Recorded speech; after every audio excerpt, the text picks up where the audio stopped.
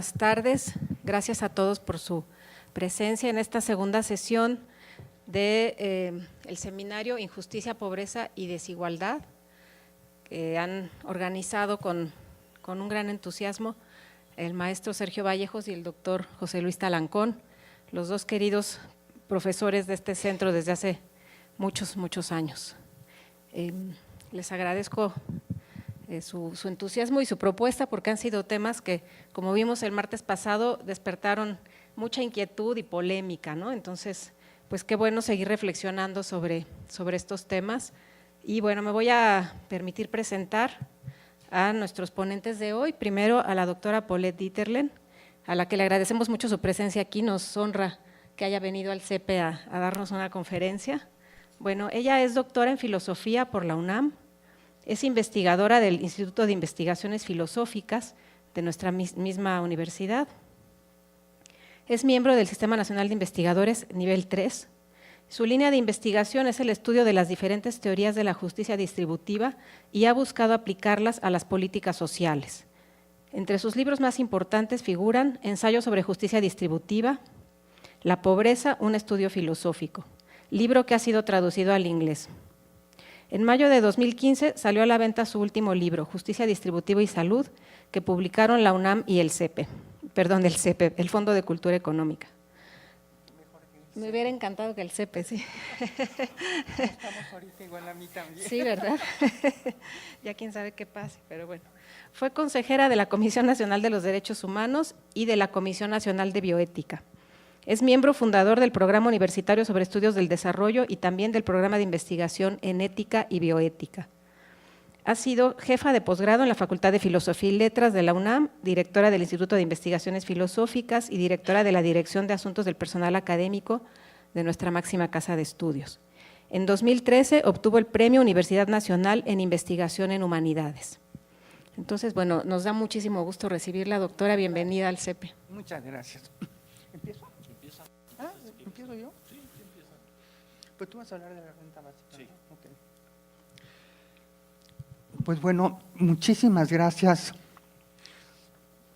al CEPE, a José Luis Talancón, que además tengo que decir una cosa, tanto mi hijo como mi nuera han estado de alguna manera unidos al CEPE, entonces bueno, pues me siento como en familia, ¿sí? El enfoque que voy a dar, y eso pues como que me gustó mucho cómo quedó el título de mi ponencia, ¿qué puede hacer la filosofía sobre la pobreza? ¿Sí? Entonces voy a dar un breve repaso, por favor me cortan cuando sea necesario, y empezar por el problema de la justicia. Y fíjense que en toda la tradición filosófica han estado los temas de la justicia como centro de discusión. Por ejemplo, Aristóteles en el libro quinto de la Ética Nicomaquea distingue la justicia legal de la justicia distributiva. Luego vamos a ver qué es esto de la justicia distributiva, ¿sí? Bueno, la justicia distributiva que tiene que ver, según Aristóteles, con el mérito y con la igualdad. Un autor británico que ha escrito mucho sobre la Edad Media, James Griffith, nos muestra que en los siglos XII y XIII surge una discusión sobre el derecho de aquellos que se encontraban en una necesidad extrema de recibir bienes por parte de aquellos que tenían demasiado.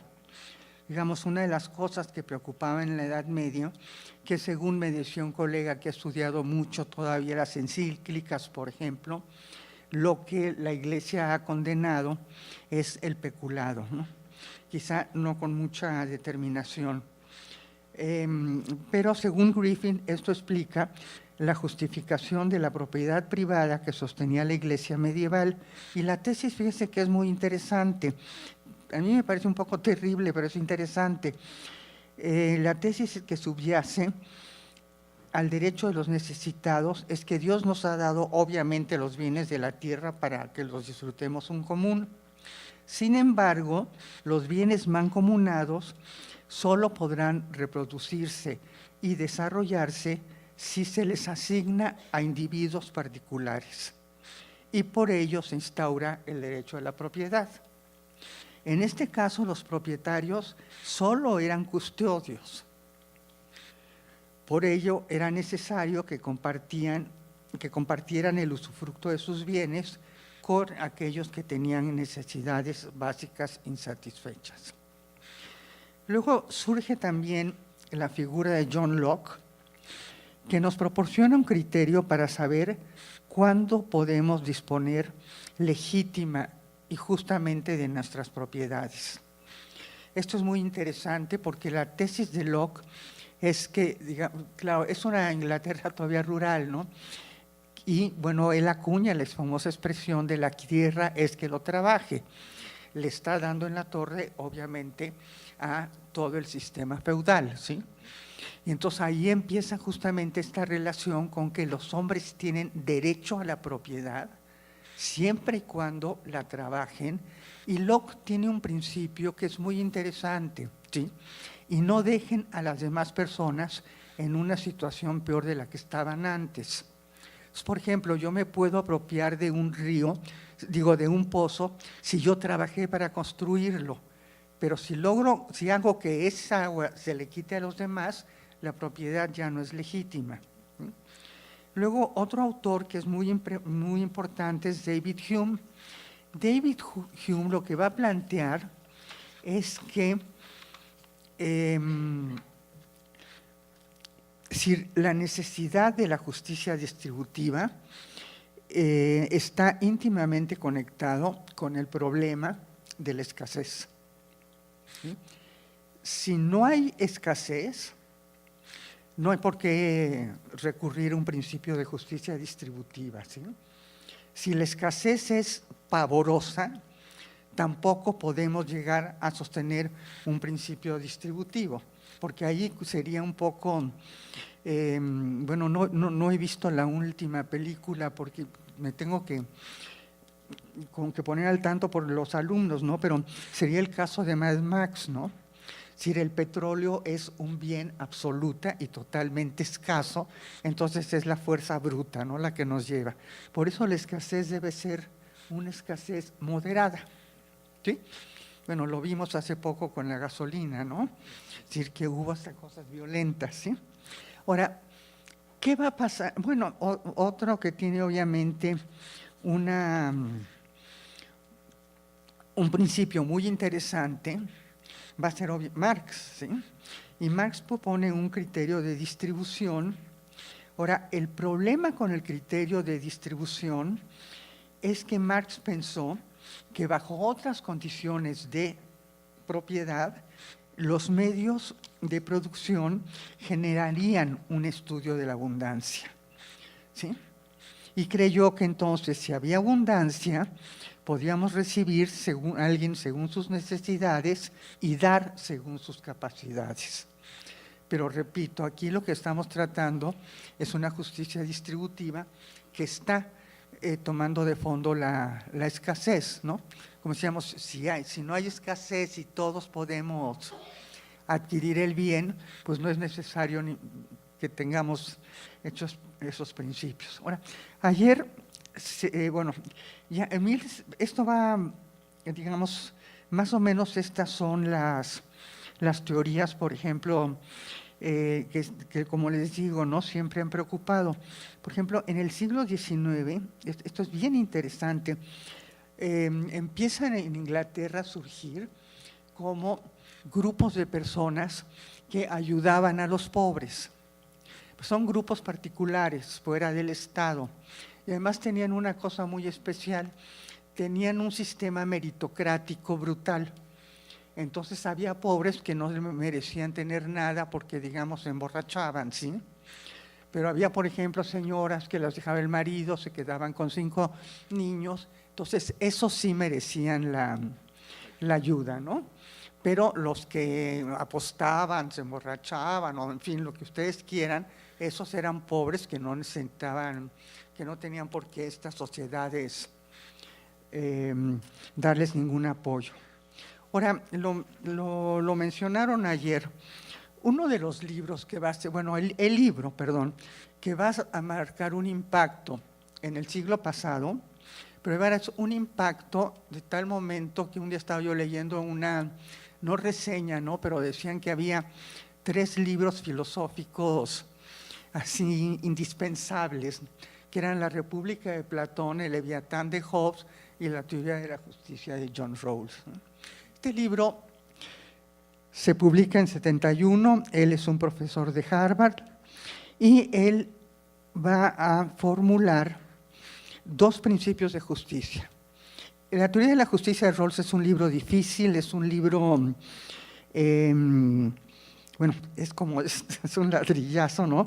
Además no da nada de ejemplos, ya después los autores que trabajan justicia distributiva dan muchos ejemplos, entonces hacen de sus obras algo muy ameno, ¿no?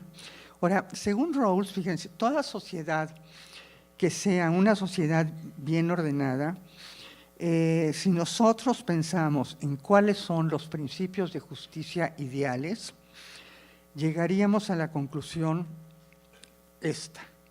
El primer principio nos dice: cada persona tiene el derecho más amplio de libertades básicas, compatible con un esquema similar de libertades para todos.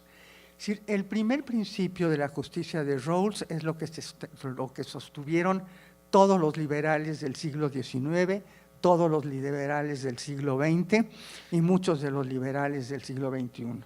Si este hubiera sido nada más el principio, Rawls no hubiera pasado a la historia, ¿sí? Pero hay otro principio, que es decir, el liberalismo puede incorporar un principio de igualdad. El principio de igualdad está en el segundo principio, ¿sí? Y este nos dice: las desigualdades económicas y sociales han de satisfacer dos condiciones. A, tienen que ser para el mayor beneficio de los miembros menos favorecidos de la sociedad, y B, estar adscritos a cargos y posiciones accesibles a todos, ¿sí?, en condiciones de equitativa igualdad de oportunidades. Este es el principio básico de Rawls. Nada más quisiera yo adelantarme un poco a lo que va a decir José Luis por lo siguiente. Uno de los teóricos que más ha hablado de la renta básica es Philip Van Parijs. Entonces Van Parijs vino el año pasado y nos platicó que estaba hablando con Rawls y le dijo: oye, tu segundo principio de la justicia lo podríamos acomodar de tal manera que se adaptara a la renta básica. Entonces que Rawls se quedó pensando y de repente gritó: no, yo no aceptaría que les dieran dinero a los surfers de ¿cómo se llama este lugar en Los Ángeles? ¿Dónde están los surfers? ¿En Long Beach? Bueno, no importa, ¿no? Pero digamos, todos que se la pasan haciendo surf, entonces… En Venecia. No, Belice, Malibú. Malibú. Sí, Ajá. bueno, si ustedes se meten a la página, por ejemplo, y buscan surfistas de Malibú, van a encontrar 25 artículos sobre el problema de la diferencia entre la renta básica y el segundo principio de la justicia, ¿sí? Ahora, aquí, digamos, aquí la pregunta es, bueno, ¿cómo voy a saber quiénes son los menos favorecidos de la sociedad? Entonces, lo que dice Rawls es los que tienen menos bienes primarios. Los bienes primarios en Rawls son una cosa absolutamente abstracta, que eso ha sido un poco la crítica, ¿no? Por ejemplo, nos dice libertades básicas establecidas por una lista como la libertad de pensamiento, de conciencia, libertad de asociación, definida por la libertad, la integridad de las personas, el imperio de la ley y finalmente las libertades políticas. O sea, uno no puede imaginarse una sociedad en la cual no tenga uno garantizado estas libertades, ¿sí? El día que yo llegue a votar y me digan, ¿sabes qué? No puedes votar, aquí tengo mi credencial. Pues sí, pero no queremos que votes, ¿no? Es decir, ese día están limitando una libertad, ¿no? Segundo, la libertad de movimiento y de elección de ocupación sobre trasfondo de oportunidades diversos. Tercero, los poderes y las prerrogativas de cargos y posiciones de responsabilidad, particularmente de lo de las instituciones políticas y económicas. Cuarto, la renta y la riqueza, ¿sí? Es decir, aquí es justamente como tener digamos, un elemento económico y de bienestar. Pero luego dice una cosa que justamente es lo que abre también toda la discusión y donde mete con toda fuerza la ética cuando esto se aplica a problemas de pobreza, que dice: el quinto bien social son las bases sociales del respeto de sí mismo, ¿sí? Entonces aquí ya nos está metiendo un concepto, para unos está muy bien, para otros son demasiado heterogéneos los bienes primarios, pero él ya dijo, ¿no? Hay un elemento de respeto en los bienes primarios. La discusión no sé si sea interesante, nada más la voy a mencionar, porque obviamente uno de los críticos, sin dejar de admirar a Rawls, pero uno de los críticos que más se ha conocido por las críticas que le ha hecho a Rawls, ustedes de seguro han de oír hablado de él, es Amartya Sen, ¿no? Que Amartya Sen lo que dice, no, los bienes primarios, es decir, tratan a las personas como homogéneas, ¿no? Entonces lo que necesitamos es distribuir de acuerdo a las capacidades, al funcionamiento. Si les voy a poner un ejemplo muy básico, si por ejemplo llega la SEP a una escuela, digamos, en un lugar rural y distribuyen libros de texto a todos los niños por igual, pues es una distribución igualitaria, ¿sí? Pero piensen ustedes que puede haber niños que tengan, por ejemplo, una discapacidad visual seria.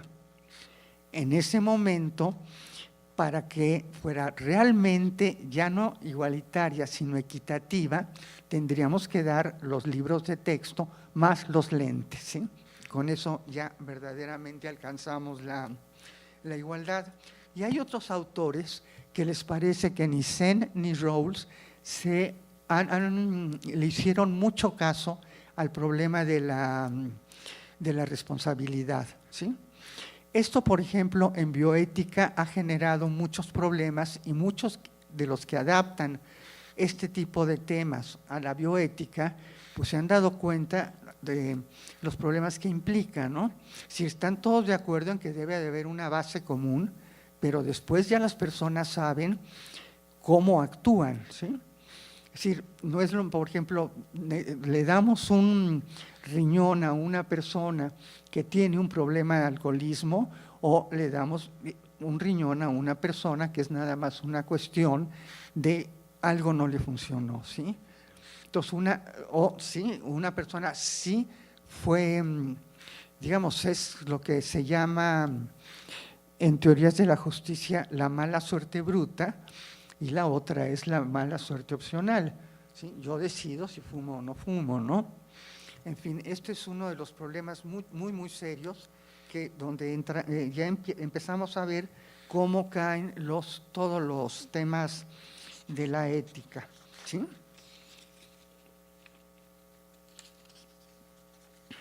Bueno, vamos a ver ahora, entonces, ¿qué es esto de la justicia distributiva? Entonces, la justicia distributiva está comprometida con el estudio de tres temas: los sujetos de la distribución, los objetos y los mecanismos mediante los cuales se lleva a cabo la distribución.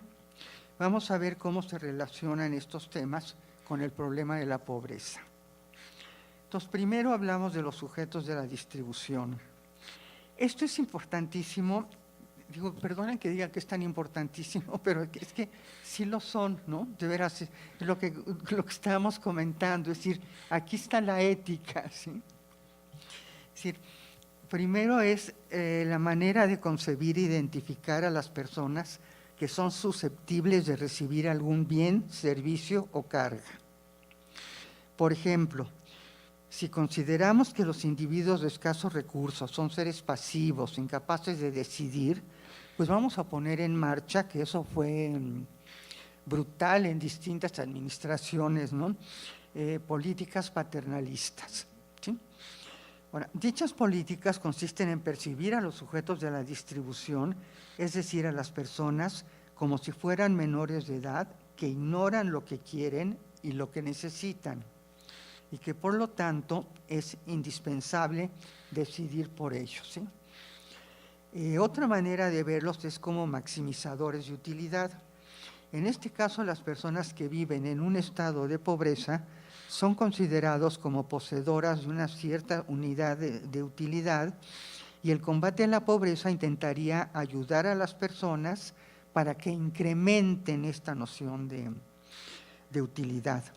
Ahora, la noción de utilidad es importante porque sí es relevante para decidir si una persona es pobre, y consiste en tomar en cuenta, obviamente, su ingreso y su consumo. De alguna manera es importante, pero lo que yo sostengo es que no sé qué puede quedar ahí, ¿no? No se puede nada más medir ingreso y consumo, ya con eso poner una raya, ¿sí? Ahora, yo lo que he hecho es como adoptar una idea mucho más kantiana, que esta idea kantiana es considerar a los seres humanos, lo dice Kant en el imperativo categórico, no solo como medios, sino como fines en sí mismo. ¿Qué quiere decir esto?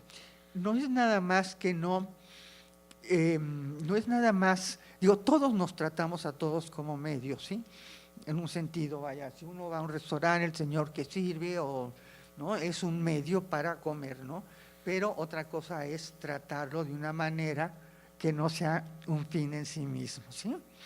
Entonces, esta idea de las personas como fines en sí mismo es otro lugar, es otra manera de ver, digamos, a los sujetos a los que se les da digamos, algunos recursos, ¿sí? Y luego hay una idea que podríamos un día nada más como tener un encuentro sobre ella. Es la idea que está en una frase que ustedes la han de haber oído muchísimo, que es la de no les des pescado a las personas, ¿no? Enséñalos a pescar. Es decir, aquí también hay un problema muy, muy serio, ¿sí? Y este problema muy, muy serio es que ¿cómo vamos a hacer para que puedan llegar a aprender a pescar? Vaya, lo que estoy comentando es desde que un punto de vista, creo que en un país como México necesitamos políticas asistencialistas, ¿sí? No, sí les tienes que dar pescado, ¿no? Ya después ves si los enseñas a pescar, pero no los puedes dejar sin ciertas necesidades básicas, ¿ok? Bueno.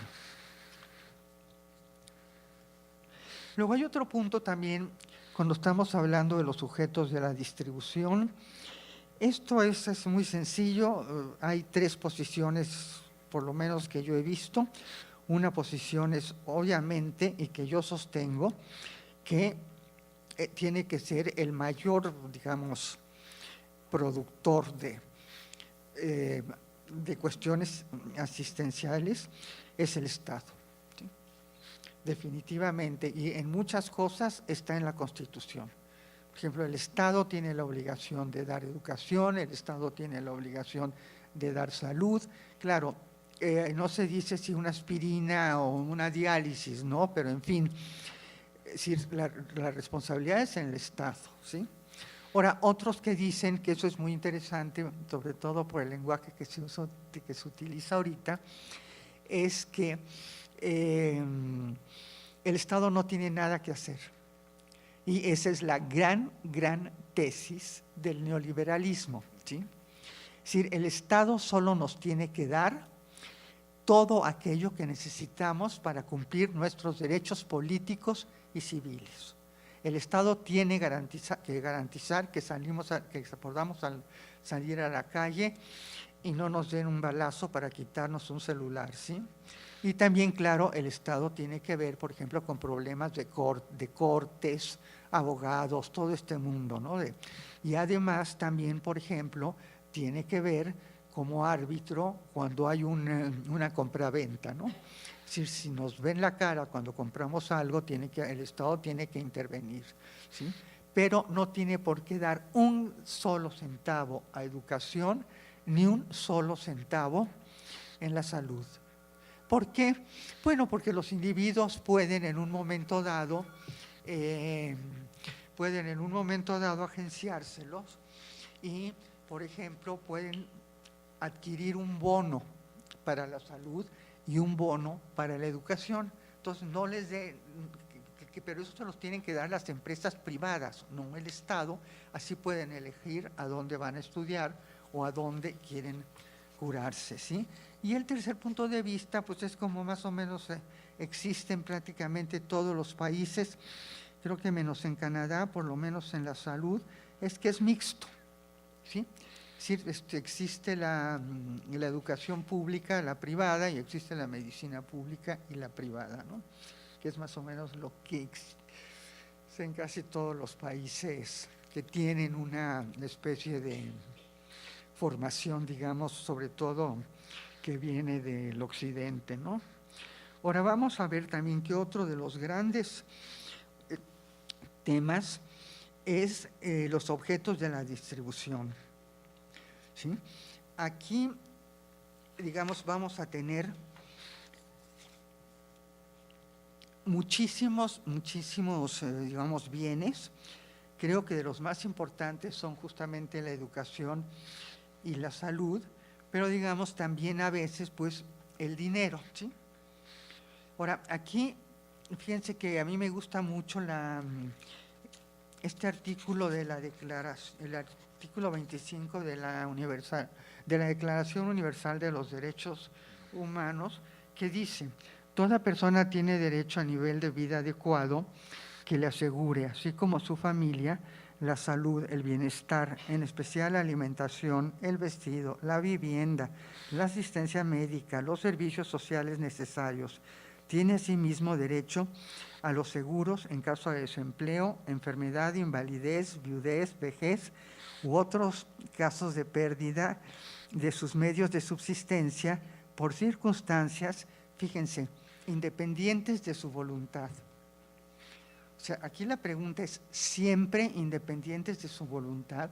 ¿No pueden ser en algunos casos dependientes de su voluntad? Bueno, aquí entraría, yo creo que un Estado mixto diría, bueno, si dependen de su voluntad, pues que se las arreglen como pueden, ¿no? Pero con el Estado debe tratar con las circunstancias independientes de su voluntad, ¿no?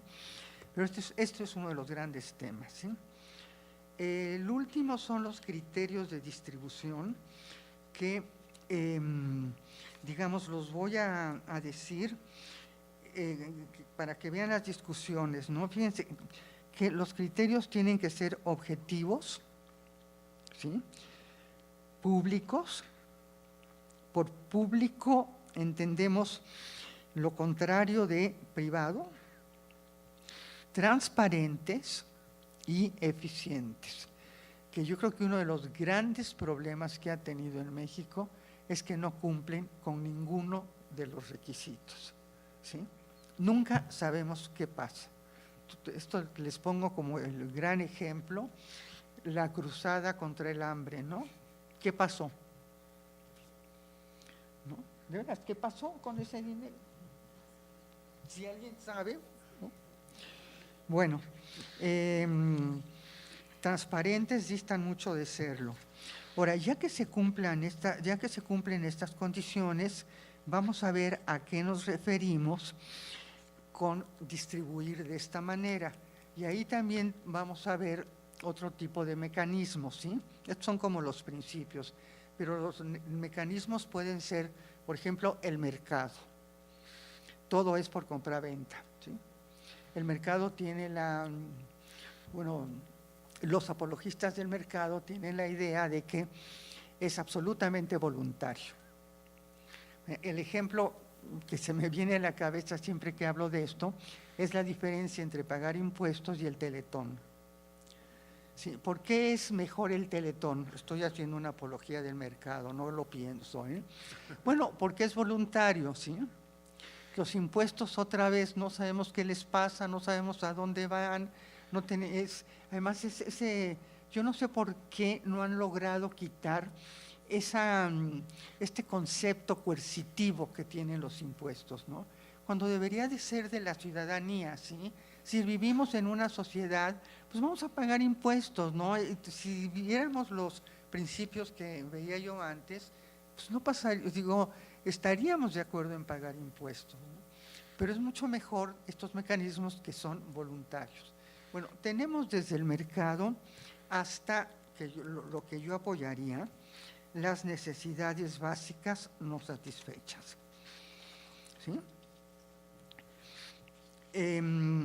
Las necesidades han sido estudiadas buscando una definición en la que aparece la noción de daño, porque es muy difícil, fíjense, tratar el tema de las necesidades.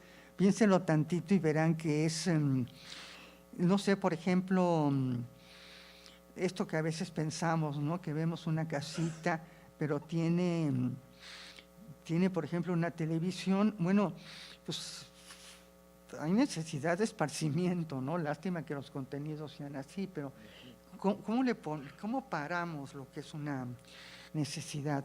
Pero de todas maneras, yo lo que pienso es que por lo menos son objetivas. Vamos a partir de lo mínimo, ¿sí?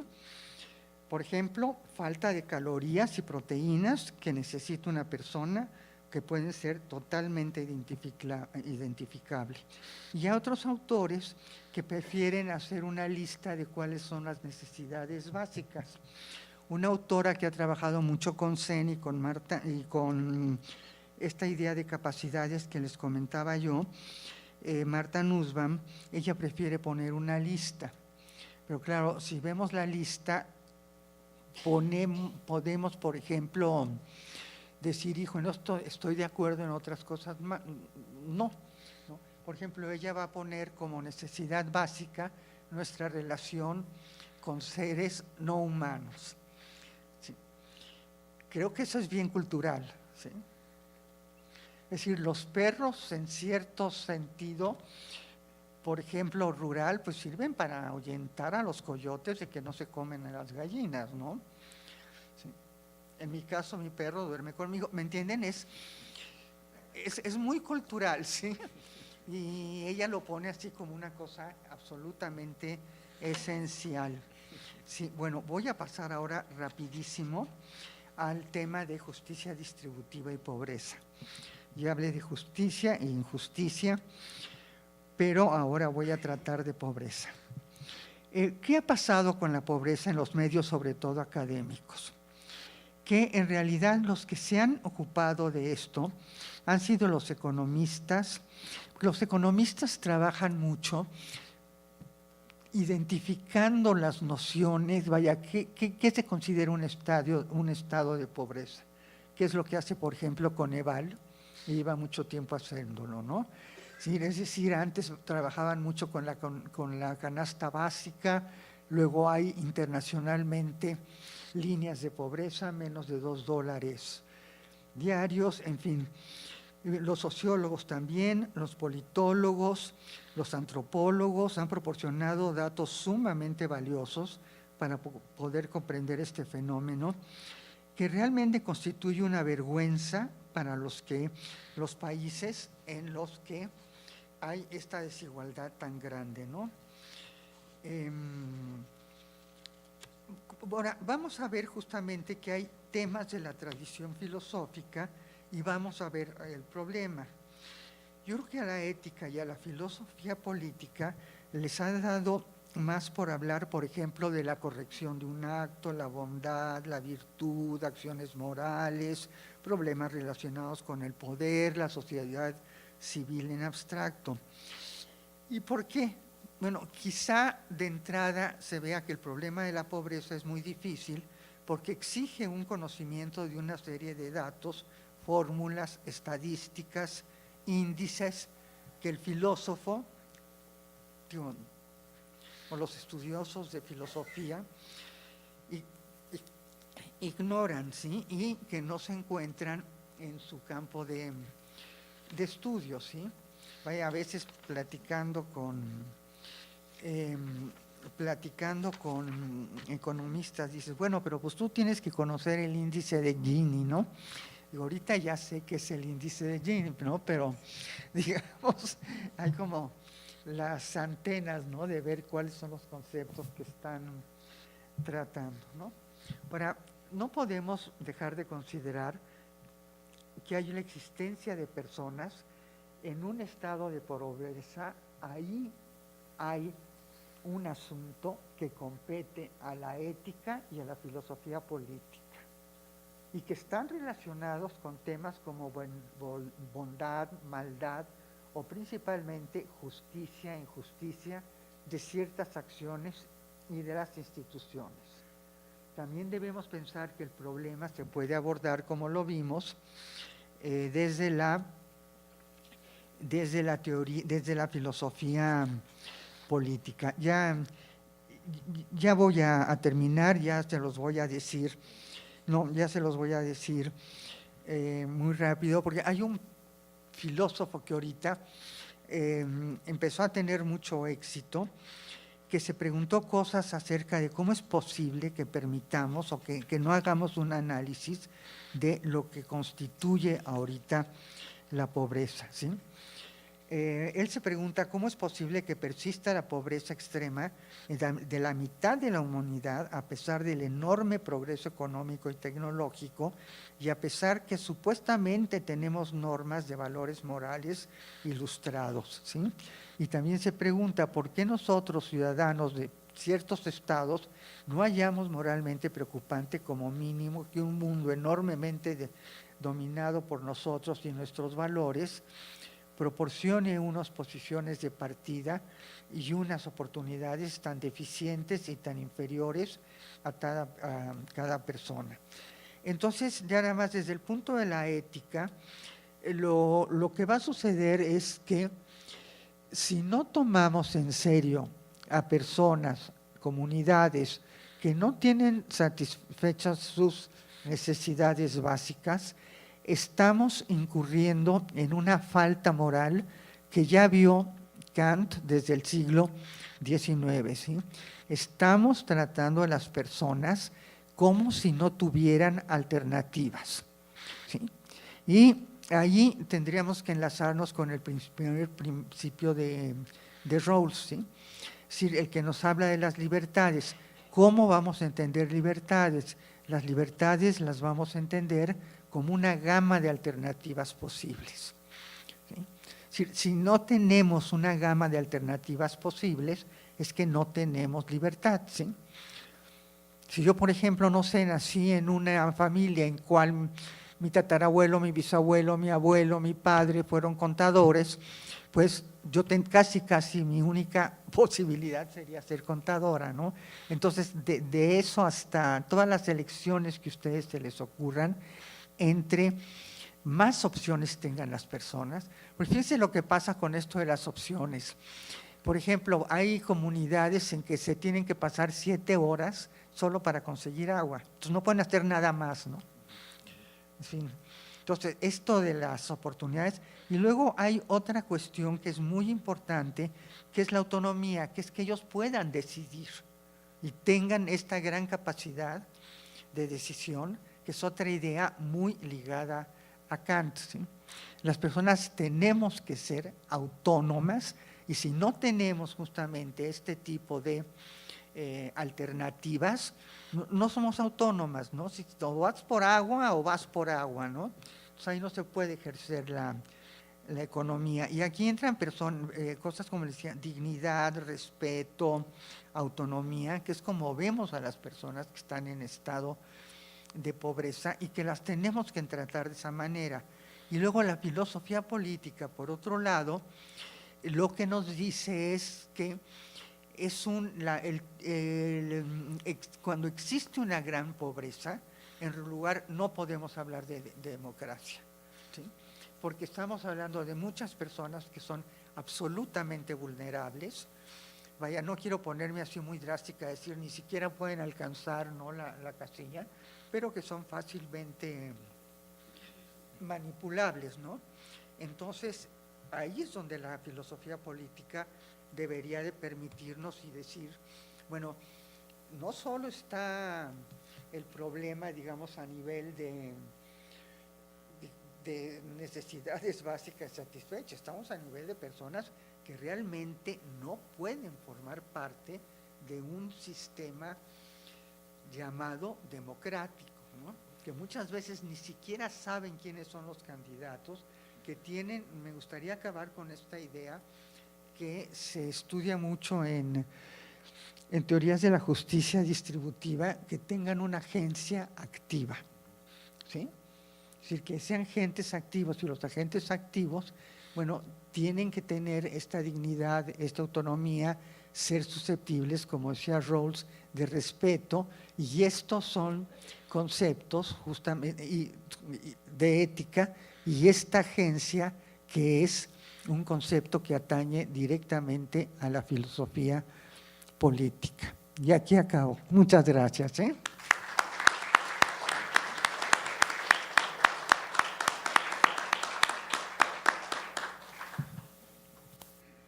Bueno, muchísimas gracias, doctora Dieterlen. Fue una reflexión muy importante. Ya escuchábamos el martes pasado un punto de vista de la economía, de la política y ahora desde la filosofía, para ayudar a la reflexión de qué es la pobreza, la desigualdad, la justicia social y qué podemos hacer, sobre todo, ¿no? Yo creo que nos tiene que llevar estas reflexiones a decir nosotros desde nuestra trinchera qué podemos hacer para que este país deje de ser un país tan desigual, ¿no?, tan injusto. Pero bueno, hay muchos temas para la reflexión. Ahora voy a presentar al doctor Talancón. Solamente antes de presentarlo, que no quiere que lo presente, pero bueno, les digo la página web del seminario para que entren ahí a ver los materiales que nos decía Sergio el martes. Es incognitives.com. Ahí pueden entrar a ver los materiales y también están en la página del CEPE. Hay un sitio en la página del CEPE para descargar los materiales, en la página web www.cepe.unam.mx. ¿Sí? Incognitives.com. Y el sitio del CEPE, www.cepe.unam.mx. Y bueno, pues no necesita presentación, el doctor Talancón es un profesor muy querido en el CEPE, todos lo conocen, todos estamos muy entusiasmados en escucharlo y pues le damos la bienvenida y le agradecemos esta iniciativa. Muchas gracias, Guadalupe, muchas gracias, Adriana, muchas gracias a todos los que han participado y muchas gracias a ustedes por estar aquí.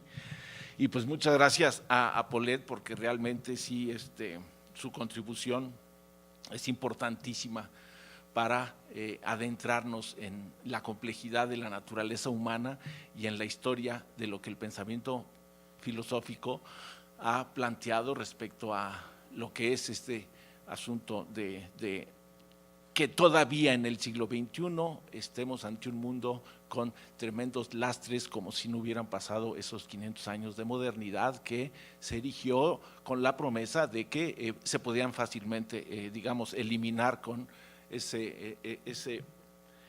idea liberal de que mientras menos Estado, esa idea del liberalismo de que mientras menos Estado, más capacidad de riqueza tendrán las sociedades y todo se iba a resolver a partir de esas promesas que hizo la idea del progreso. Yo lo que planteo desde la esquina donde quiero ver el problema es desde la sociología histórica, de ver precisamente cómo es que se ha convertido hoy el tema de la renta básica en casi todos los países desarrollados y no desarrollados, frente a un capitalismo que asistió desde los años 80 a una desregulación del capital financiero que coincide precisamente con políticas de desmantelamiento de los estados asistenciales desde la época de Reagan y la señora Thatcher. Es decir, hay una coincidencia ahí muy extraña en relación a lo que era esta idea de que se seguía en la obsesión de que el mercado solo, sin que nadie meta las manos, puede ser la fórmula perfecta para la asignación de recursos. Y lo que vemos a principios del siglo XXI pues es precisamente eso, que es una concentración del ingreso que ha ido demasiado lejos y que ha generado en países como el nuestro precisamente esto que decía Paulette del asunto de la complejidad de que la pobreza forma parte ya de la cultura. Entonces, en los análisis de psicología social sobre el asunto de la pobreza, es que tenemos un grado de pobreza que llega a ser el que la gente no alcanza a tener los nutrientes básicos, fisiológicos, que le permitan alcanzar una autoconciencia ciudadana. Entonces, partimos de esa idea básica de que sin seguridad material y sin las condiciones mínimas de ese piso básico de bienestar, pues no hay libertad política. Entonces, lo que hemos estado viendo es que bueno, somos una generación que vio el fracaso tanto del mercado como del Estado asistencial, que bueno, no fue un fracaso en sí mismo interno, sino que se debió precisamente a las condiciones mundiales en las que se ha venido involucrando este país desde que fue conquistado, ¿no? El asunto es de que lo que yo quiero demostrar es, con varios elementos, por qué la renta básica, por qué el ingreso universal sería hoy un elemento fundamental para pensar las ciencias sociales hacia una dimensión de gratuidad, en donde países como el nuestro ya han caminado muchísimo a partir de resistir la existencia de un mito fuerte, un mito movilizador como fue el mito de la revolución. La modernidad y la revolución son las dos caras de la misma moneda. Hay expectativa, hay estímulo a la movilización social a partir de que hay un estímulo a la movilización de la gente. Y eso funcionó un buen rato en este país a partir precisamente de que se crearon instituciones que tocaban la gratuidad. De hecho, la historia de la Universidad Nacional en el siglo XX es una experiencia de gratuidad impresionante que sirve ahora como un bastión de resistencia a decir: necesitamos un mundo de desmercantilización para entender que la movilización ciudadana es el pistón de un Estado que trata de hacer unos equilibrios frente a un mercado mundializado que ha convertido a la economía especulativa en un casino. Entonces, en ese sentido, la pregunta es: ¿por qué está presente en el espíritu de la época la instrumentación de la renta básica como una demanda y una propuesta en la agenda de muchos países y muchos poderes legislativos en el mundo? De hecho, en México, a partir del año pasado, varios partidos presentaban en su agenda la posibilidad de obtener votos a partir de plantear al ingreso universal y a la renta básica como una opción. En parte, creo yo, porque es precisamente una solución a las controversias ideológico-políticas por las que atravesó la idea de progreso, con sus contradicciones fundamentales entre trabajo y capital, mercado y Estado, modernidad y revolución, fascismo y comunismo, como extremos ideológicos que apuntalan a arrebatar la bandera de ser la mejor fórmula para que las sociedades alcancen un mínimo de bienestar. La definición del autor que nombraba Paulette, Van Paris, es que cada ciudadano ha de recibir mensualmente una suma de dinero suficiente para alcanzar un nivel de vida digno y respetable según parámetros culturales definidos. Es decir, una solución postideológica adaptada a una nueva era en proceso de parir. Estamos en una época de transición donde estamos viendo cómo está muriendo un mundo y están haciendo otro y no tenemos muy claro qué es lo que está ocurriendo, pero precisamente en el ámbito del trabajo y en el ámbito de la reasignación de recursos, en donde el mercado y el Estado asisten en una controversia ideológica que se pretende arrebatar esta movilización ciudadana, esta noción de derechos humanos, la conciencia de los límites del Estado Nacional, la necesidad de adoptar legislación supranacional ante la embestida de problemas que el Estado no puede resolver ya de manera unilateral. Desde el cambio climático hasta los flujos migratorios, la realidad está exigiendo que se tomen autoridades supranacionales que pongan orden en la región. La Corte Internacional de la Haya es una idea que está ahí presente en la economía mundial un poco para tratar de legislar lo que los países en su localidad no pueden resolver jurídicamente, y mucha ciudadanía busca acudir a una instancia supranacional que le proteja de lo que el Estado local no le puede atender. Pero lo más importante es que estamos ante una revolución productiva de bienes tangibles e intangibles sin precedentes en la historia. Es decir, desde el punto de vista de la revolución tecnológica ante la que estamos, pareciera que entonces ahora sí, ya cuando los seres humanos pueden alcanzar esos grados de movilidad, esos grados de movilidad física, esos grados de autoperfeccionamiento, pareciera que desde el siglo XVIII tendríamos que haber escogido entre perfeccionamiento humano o perfeccionamiento técnico, y que pareciera desde entonces que son incompatibles. Pues ahora estamos viendo que hay tal acceso hay tal liberación, hay tal cantidad de estímulos, que efectivamente hay muchas condiciones para que la gente resuelva sus necesidades básicas. Pero hay una bifurcación en la agenda de las prioridades que dividió a Occidente entre derechas e izquierdas a lo largo de 200 años, en los que las prioridades eran: ¿qué hacemos primero? ¿Atendemos a la gente o atendemos las condiciones materiales? ¿Resolvemos un problema por la vía del capital o resolvemos una vía por la vía del trabajo? Y el Estado Nacional es justamente eso, el apuntalamiento de la voluntad política de las sociedades para detener la avalancha de ese progreso técnico y de ese capitalismo cada vez más fortalecido, ¿no? Pareciera que hoy, ante la existencia de una gran inteligencia artificial y una robótica que parece desplazar a los seres humanos del proceso de trabajo, pareciera que una contradicción muy fuerte es esa, ¿no? Flujos migratorios y robots entrando a sustituir a los seres humanos con músculo y con cerebro. El asunto es que es un desafío al cual no estamos preparados y ante el cual la renta básica significaría una herramienta para detener o tratar de superar esa profunda contradicción que significa las grandes asimetrías y la concentración de la riqueza. Pero desde el punto de vista de la observación de lo que pasa con la legislación en los estados nacionales, no solo estamos viendo que hay problemas que rebasan su capacidad de control, sino que hay un problema que hay en el mercado mundial en relación a los estados nacionales, y es lo que vimos un poco la sesión anterior. El asunto de los paraísos fiscales, es decir, mientras no cerremos la capacidad jurídica, el establecimiento de estados de derecho y el fortalecimiento de entidades jurídicas supranacionales, los estados nacionales no van a estar en condiciones de resolver sus problemas internos, porque tienen una fuga implícita en el status quo.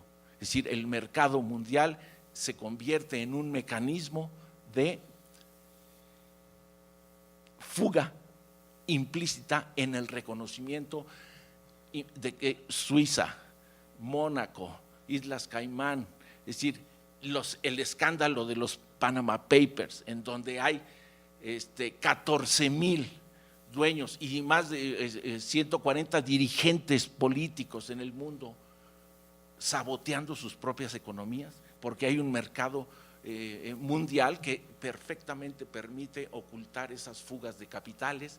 Es decir, estamos ante una situación en la que entonces pues ocurre eso. El capital irrumpe en los contratos políticos, en las instituciones jurídicas, en todos los acuerdos sociales por los cuales estaríamos en posibilidades de eliminar la marginalidad social y las desigualdades en la estructura política nacional. De este tamaño es el problema, es decir, asistimos a una revolución en todos los niveles, que estamos viendo que nuestras propias capacidades políticas son rebasadas por una realidad implícita en los mismos dirigentes. Hay como es una especie de hipocresía mundial, ¿no? En donde los intereses son, ¿qué les digo? La superación de la productividad, el desfase que hay entre esa capacidad productiva, esa oferta que el capital está haciendo ante una incapacidad de los hombres de tener empleo. La robótica está desplazando a la gente, va a desplazar a la gente. Entonces estamos ante una crisis de sobreproducción que está impidiendo que la demanda alcance a esa oferta productiva que se está dando en la esfera de trabajo. Es decir, en la esfera de trabajo está ocurriendo una renovación de las capacidades productivas que está haciendo que haya muchísima oferta, pero no hay una demanda que alcance esa oferta. La renta básica se convierte en una herramienta que va a equilibrar exactamente como la crisis de 29, ese equilibrio entre oferta y demanda. De tal manera entonces que ya tenemos dos elementos, una cuestión jurídica con los paraísos fiscales, una dimensión tecnológica que va mucho más allá de lo que los estados nacionales pueden atender en sus propias crisis, una crisis de sobreproducción inédita. La crisis del 29 es un poco el espejo de donde venimos en términos de lo que ha sido la disolución del Estado asistencial. De tal manera que es ahorita en nuestra época un espejo, la crisis de 29, para ver hacia dónde la renta básica es una dimensión que rebasa las posiciones políticas más allá del Estado asistencial, porque de hecho es una crisis que ya rebasó al Estado asistencial. Cómo cae en México la propuesta de la presente administración en términos de dar una especie de renta básica a 4 millones de jóvenes. Hay una reacción en la sociedad en la que se dice, no, es dárselo a los que hacen surfing en Malibu, es dárselo a los vagos. Hay una percepción falsa muy de clase, el tratar de aceptar que la renta básica signifique un otorgar a la juventud sin opciones en un país como este, cuando esa es la única salida que tenemos. La renta básica va a ser parte de la agenda obligada vamos, por lo pronto en la presente administración va a ser una herramienta política establecida, pese a que la sociedad va a tener que cambiar su percepción de que no es una cuestión, ahora sí que el mantra primero los pobres por el bien de todos, es un mantra que tiene que funcionar. La renta básica es la única herramienta que va a resolver esa profunda contradicción. De tal manera entonces que así brevemente les he resumido de una manera caótica cómo es que vivimos una época axial en términos de que se van a resolver están las condiciones para resolverse el conflicto entre capital y trabajo y están las condiciones para resolverse el problema de lo que le preocupaba a Kant en el siglo XIX, el asunto de la paz mundial. El problema de la paz mundial, curiosamente, la paradoja es que la existencia de la bomba nos ubica en un terreno en el que no se puede seguir si ustedes observan el desempeño político de Trump, justo cuando más acorralado está, va a ver al dirigente de Corea del Norte un poco para crear una columna distractiva, pero es un hecho que las potencias saben que no pueden meterse en un problema de guerra, porque el asunto es que ya el mundo no puede estar digiriendo la cultura militar ni mandando a jóvenes a la guerra, porque además la guerra ya se tecnificó en un nivel sin precedentes. No solo está el peligro de la destrucción total, sino está el peligro de que la cultura militar es algo que va a pasar. Cada vez menos los estados van a tener argumento para legitimar los gastos militares. Cuando la gente me pregunta, ¿y quién va a financiar la renta básica? Los paraísos fiscales es una, el gasto militar es otra, la sobreproducción que significa la revolución tecnológica es otra. Como ven ustedes, hay muchos elementos para demostrar que la renta básica es posible, es funcional, es eficaz, porque sube el piso material de la gente, hace coherente y va a legitimar a un capitalismo que ha venido construyéndose, destruyendo su propia capacidad de legitimación. Si el capitalismo no atiende a la sociedad, pierde legitimación. En ese sentido, entonces, quiero concluir diciéndole que estamos en el camino, pues, de que se resuelva una contradicción fundamental con la que se construyó la modernidad. El capitalismo salvaje generó una pobreza artificial al separar y excluir a la sociedad del conocimiento científico sobre el cual fundó su potente capacidad de transformación de la realidad mundial. Ese es el punto central de la cuestión.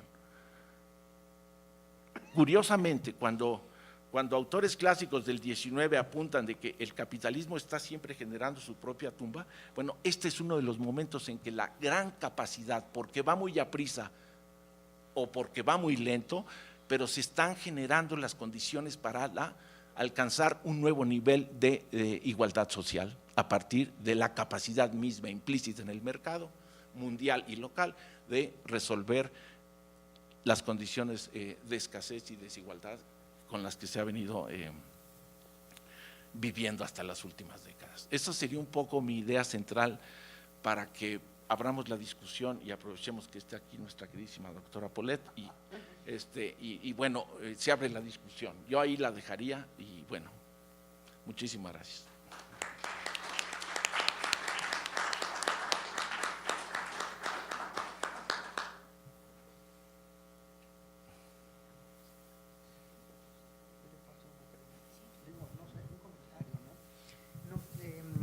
No, nada más es un comentario que me parece muy importante que hiciste, es el señalar este problema ya no de, digamos, de la justicia local, ¿no? Sino decir, necesitamos ocuparnos de la justicia global. Todavía, digamos, no sé, cuando Rawls pone su principio, está pensando en una sociedad bien ordenada, que quiere decir, por ejemplo, entre otras cosas, que los individuos no salgan, que hayan nacido en esa sociedad, en fin, ¿no? Y ahorita ya se ha visto que rebasa muchísimo, ¿no? El plan bueno, lo que Villoro tanto criticó, el Estado-Nación, ¿no? Entonces ya debemos de salir a buscar justamente qué pasa a nivel global, ¿no? Entonces me hace que eso es bien importante sostenerlo, ¿no? Bueno, por favor, quien tenga alguna pregunta, comentario. Sí, Carlos. A ver, un momentito, nomás que te pasen el micrófono, porque si no, no se escucha en la grabación.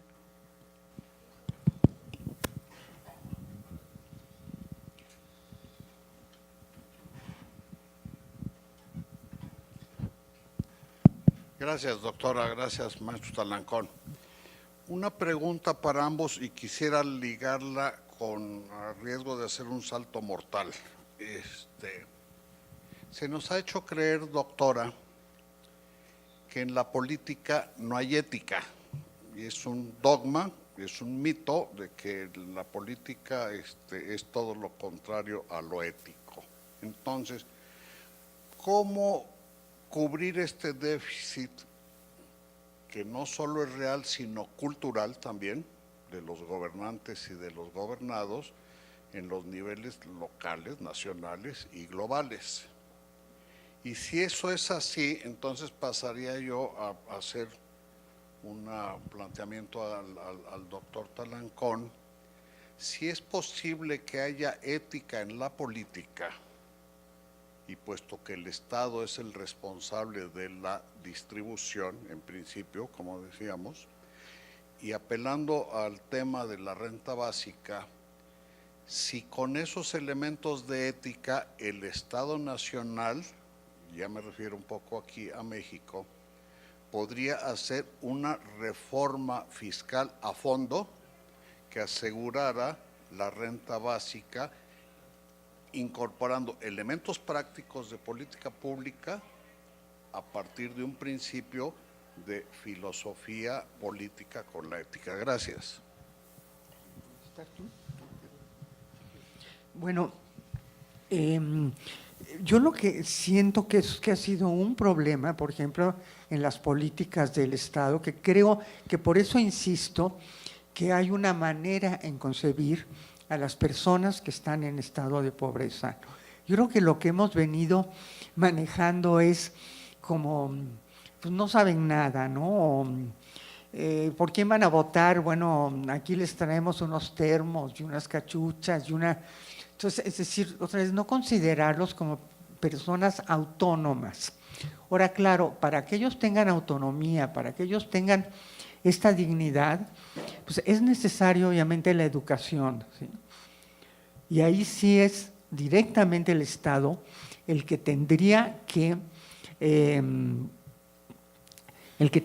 intervenir para decir, bueno, necesitamos ciudadanos, pero ahorita se maneja mucho esta idea de agencia, ¿no?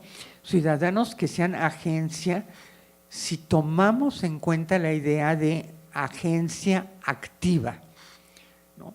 Porque lo que ha pasado es que es una agencia, pero totalmente pasiva, ¿sí? Ahora, yo sí estoy consciente, y bueno, me meto un poquito en los temas de José Luis, es que también, por ejemplo, si lo tomamos solo desde el punto de vista local, ¿sí? Si México tiene un déficit tremendo de recaudación de impuestos, ¿no? Entonces, eso es absoluta y totalmente vergonzoso, porque claro, hay el problema que las personas no tienen acceso a ciertas cosas, por lo tanto, ni siquiera están en la línea para pagar impuestos. El problema es que cómo pagan impuestos los que sí tienen que hacerlo, que es donde vienen los paraísos fiscales, ¿no? ¿Sí? Digo, por ejemplo, ahorita hablando del índice de Gini, ¿no? Fernando Cortés, que trabaja en el seminario Universitario de Desarrollo Social, lo que ha dicho mucho es que no sabemos, por ejemplo, porque obviamente no sabemos cuánto paga, en qué decile está la gente que tiene dinero, porque obviamente no llega la persona, se sienta con Carlos Slim y dice, a ver cuánto gana usted, cuánto paga de impuestos, ¿no? Vaya. Y ahí lo que ha sucedido mucho es una copia del modelo, lo voy a decir así muy brutalmente, del modelo norteamericano, totalmente diferente, por ejemplo, el modelo inglés, que vienen desde el plan Beveridge, ¿no? Claro, son situaciones posguerra, ¿no? Pero en fin, que el Estado es el que da, por ejemplo, salud, ¿sí? Estados Unidos, si usted ve cómo se manejan y cómo empieza esto a afectarnos, es pues por medio de, ok, no pagues impuestos, pero haz una fundación.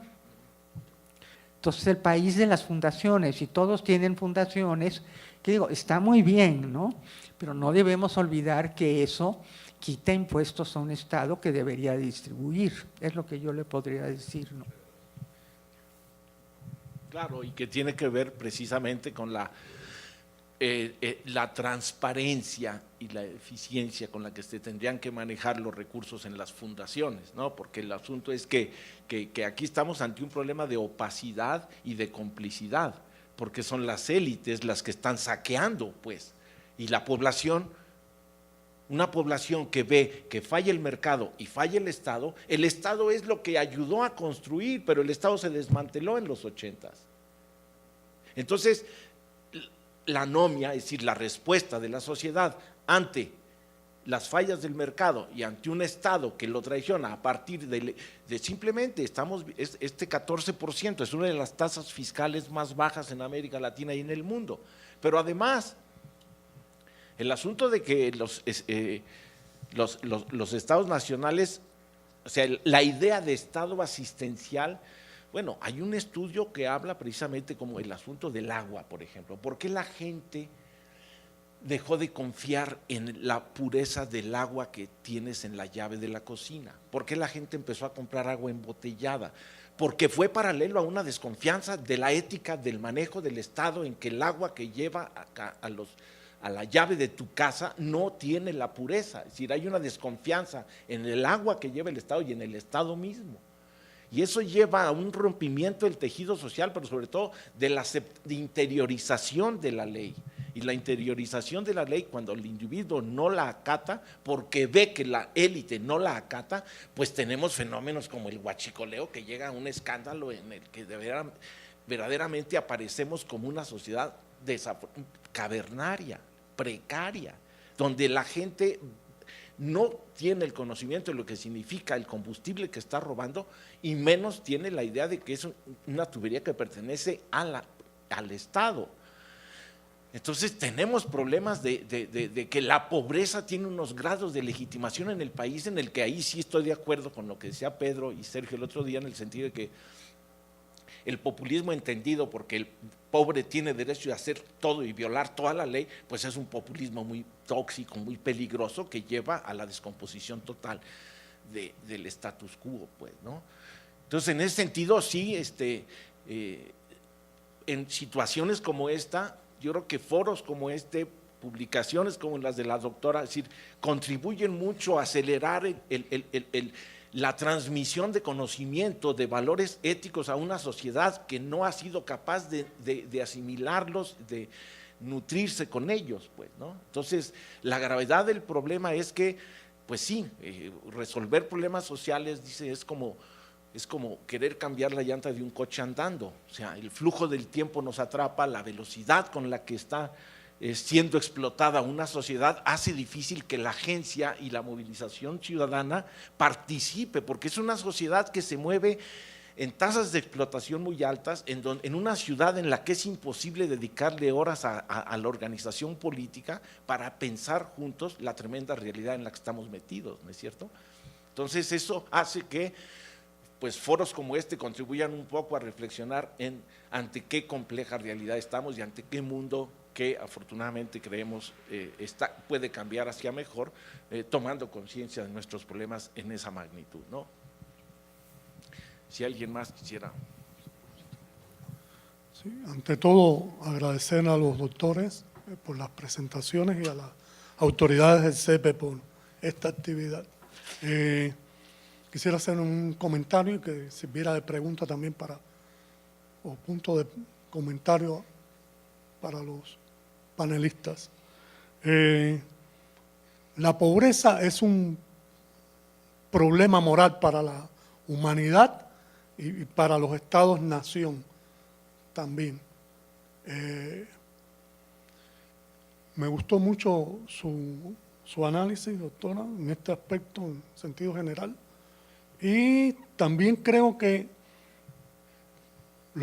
la gente que se dedica a la política y los académicos tenemos que buscar las posibilidades que hay dentro de, o sea, acabar con la dicotomía en lo posible de Estado y mercado, porque no hay otro sistema. El socialismo, que no fue socialismo, que fue estalinismo, fue un fracaso. Hay que jugar con la situación de mercado, con las reglas de mercado, pero se puede buscar un capitalismo de Estado. Hay países que los están practicando, ¿no? Donde haya posibilidades que desde el gobierno, por no llamar el poder, porque a veces se tiene el gobierno y no se tiene el poder, desde el gobierno se implementen políticas encaminadas a eliminar la desigualdad, la pobreza, etc. Esto era lo que les quería plantear.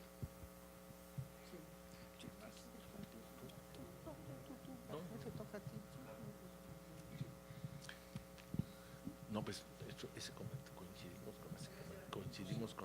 coincidimos con su comentario, sí. Pero a ver, quizá yo le pueda agregar una cosa, fíjese que es terrible y nadie se atreve a decirlo, pero en el siglo pasado había una corriente que se denominaban a sí mismos neomalthusianos. Entonces, estas corrientes de neomalthusianismo lo que sostenían era que finalmente, por ejemplo, si estábamos en una barca a punto de hundirse, pues teníamos que sacrificar a 3 personas por lo menos, ¿no? Y justamente sacrificando a 3 personas, pues los demás se salvaban. Entonces, fíjense, es una cosa muy trágica, ¿no? Porque esto iba en contra, por ejemplo, de la distribución de granos. O sea, estaban viendo que la distribución de granos en realidad estaba siendo ficticia porque no ayudaba a las personas, pero sin embargo evitaba que se murieran. ¿Sí? Entonces, pues lo mejor es dejarlos morir, ¿no? Es decir, unos tienen que sobrevivir, ¿no? Y esos van a ser justamente los que tengan más accesos. Entonces, hay a veces unas ideas que verdaderamente son terribles, ¿sí? Pero que se esconden en otras teorías, digamos, un poquito más elegantes, ¿no? Pero sí es un problema, ¿no? Es decir, ¿cuándo se va a poder combatir la pobreza, ¿no? Ahora, Amartya Sen dice en un momento dado que no es tanto problema de propiedad, sino de distribución correcta de alimentos, ¿sí? Porque también la pobreza está pues bastante ligada con problemas de la propiedad, ¿no? Y él dice, bueno, momento, pero no estamos viendo los problemas de la distribución. ¿Sí?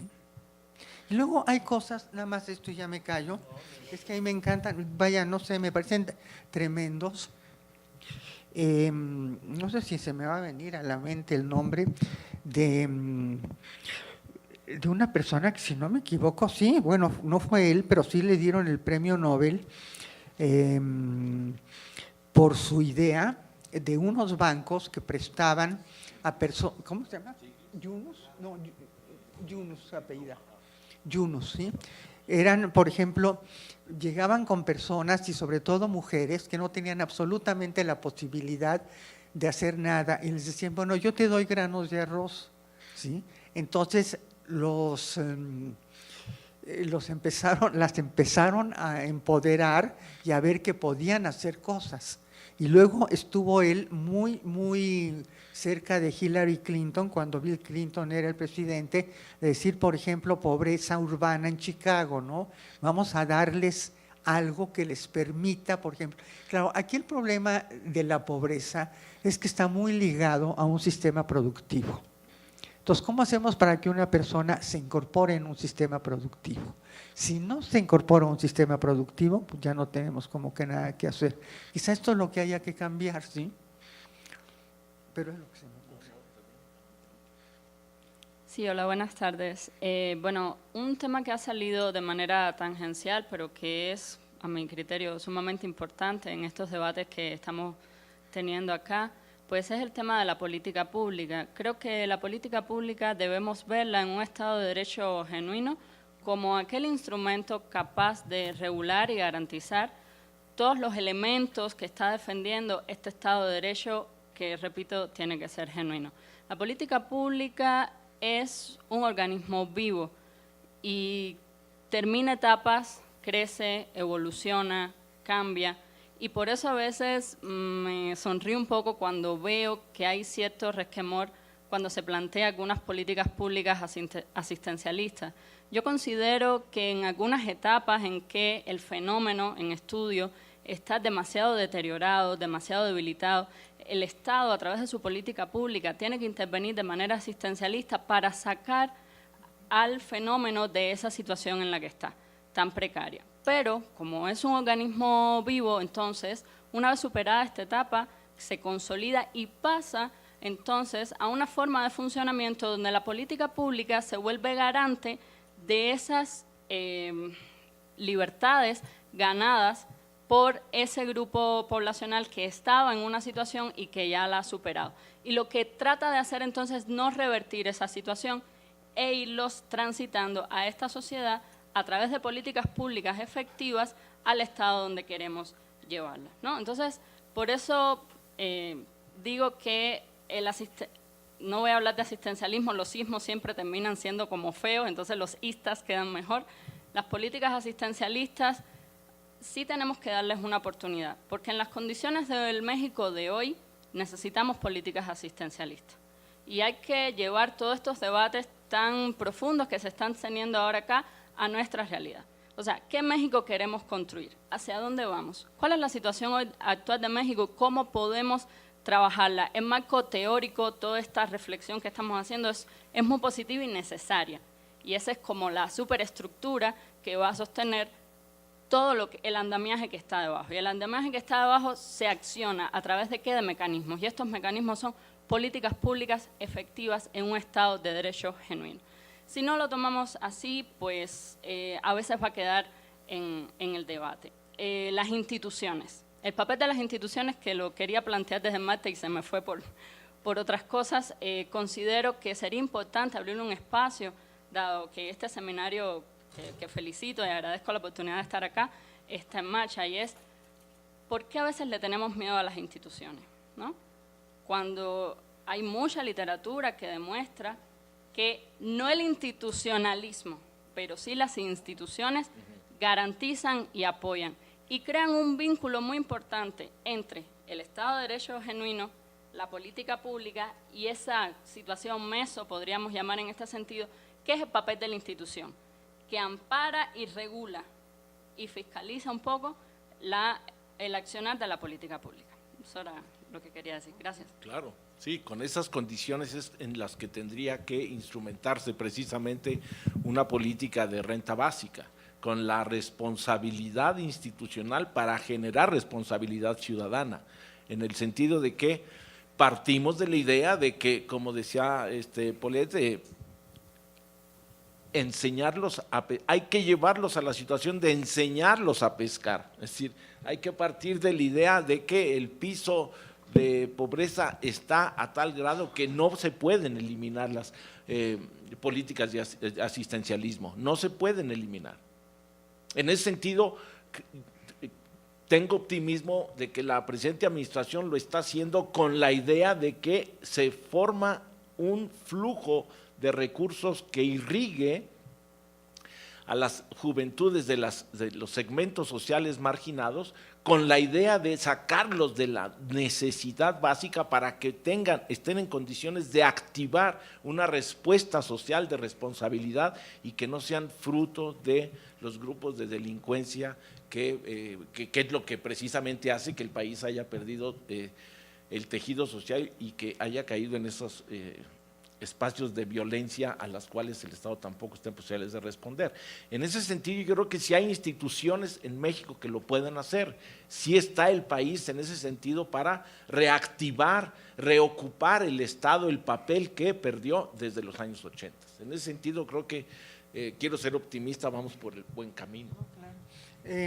Bueno, y una cosa que estoy totalmente de acuerdo, si usted lee, por ejemplo, el principio, la primera hoja de la teoría de la justicia de John Rawls dice, bueno, la justicia es la virtud de las instituciones, ¿sí? O sea, toda su idea es que hay instituciones, ¿no? Como yo les decía, vaya en contra de que son opacas, pero hay una cosa, por ejemplo, muy importante relacionado me voy a ir al otro lado de lo que decía José Luis. Por ejemplo, todas estas cosas de justicia distributiva se mueven sobre una base de darle, y yo mismo lo dije, ¿no? Autonomía, dignidad, en fin, pero también se dice de que las personas puedan planear sus formas de vida y puedan escoger los medios para llevarlos a cabo, ¿sí? Esta es una idea que está mucho en la literatura de la justicia distributiva. Pero de repente nos encontramos con un problema, ojo, las personas de la tercera edad. Si ya plantear qué les damos para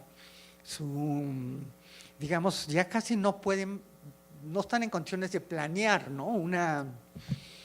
Es decir, el sentido de la vida y buscar medios, ¿sí? Entonces, por ejemplo, en esto tenemos otro ejemplo al que como lo que ha comentado José Luis, ¿no? Es decir, la renta básica para todos los ancianos ha sido me platicaban unas personas que están muy metidas en esto, impresionantemente efectivas para que se sientan con cierta dignidad. Ya no es el anciano el peso para la familia, es el anciano que contribuye para la familia, ¿no? Entonces, ahí es donde se ven este tipo de cuestiones que, claro, ya no estamos pensando hacia grandes, ¿no?, años, pero sí está dando sí ha sido fructífero, ¿no? Repito, ¿no? Es muy, muy distinto decir dependo yo de los hijos a decir yo contribuyo al bienestar, ¿no? Hola, muchas gracias.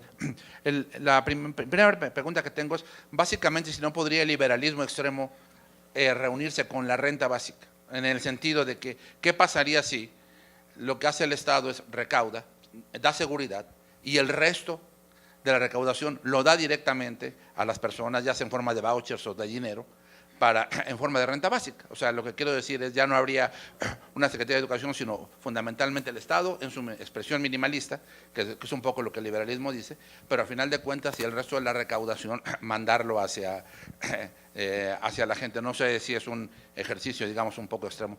Y la otra pregunta que tengo es fundamentalmente la parte impositiva. Digo, si yo hago análisis de lo que ha sido mi vida laboral, mis 40 años de vida laboral, básicamente entre 35% de impuesto sobre la renta, 16% de IVA, más pagar, si tengo una propiedad, pago predial sobre esa propiedad, si tengo un carro, pago sobre esto, y a final de cuentas, si tengo gasolina, pago una parte sobre gasolinas, y encima, como los servicios que me da el Estado no me gustan, tengo que pagar en educación privada, tengo que pagar en medicina privada. A final de cuentas, haciendo cuentas, yo realmente trabajé 28 años para el Estado. De los 40 años que trabajé, entonces, a final de cuentas, hablando de la clase media, yo siento que ya no se le puede exprimir más de dónde vendrían, digamos, estos impuestos, número uno. Y el otro punto, cuando han sido tan mal gastados, ¿no? Porque las políticas asistencialistas han demostrado no funcionar en México. Hoy en día tenemos, digamos, la parte de Prospera, eran los nietos del programa de solidaridad. Nunca hubo movilidad social y se usaron para la creación de clientelas políticas, en lugar de para realmente sacar a la gente. Entonces, cuando estamos hablando de esto es cómo hacemos esto, digamos, para ser un poquito más eficiente. ¿Puedo? Fíjese que lo que usted nos está planteando, digamos, es el peor estado de cosas, tanto para un neoliberal como para una persona que no es neoliberal. Se lo voy a decir en que, por ejemplo, estamos perdidos, ¿no? Para un neoliberal, lo que el Estado sí tiene que garantizar es la protección de los ciudadanos. Sí, pero desde Hobbes, digo, es lo que tiene que hacer el Estado. Si usted da una vuelta por ciertas colonias alrededor de aquí o en otros lados, va a ver el peor de los escenarios del mundo, ¿sí? Porque pagamos impuestos para la protección y tenemos policías particulares, ¿no? Digo, ya no digo de hospitales, no digo de educación, es el núcleo mínimo, digamos, del neoliberalismo, es la protección de los individuos. Entonces, un Estado que ni siquiera puede proteger a sus ciudadanos y tienen que llegar a casos extremos, perdón, pero es el peor de los estados, ¿no? Es decir, hablando de Hobbes, estamos casi en un estado de naturaleza, ¿no? Como arréglatelas como puedas, ¿no? Tiene usted toda la razón, ¿no? Pero eso es justamente una deficiencia porque no hay transparencia, porque no hay publicidad, porque no hay objetividad, porque no tenemos estos principios para juzgar las políticas sociales, ¿no? Ese es el problema, ¿no? En términos de una vida pública sana, ¿no? Sí, ese es el peor de los mundos posibles, es decir, porque como yo decía, somos una generación que estamos ante la caída de la promesa del mercado, asistimos a las fallas del mercado y asistimos a las fallas de un Estado que se desmoronó y que perdió espacios y que otros grupos asumieron la característica que debería tener ese Estado según la definición de Max Weber. Es el único que se reserva el derecho a ejercer la violencia para defender la ley.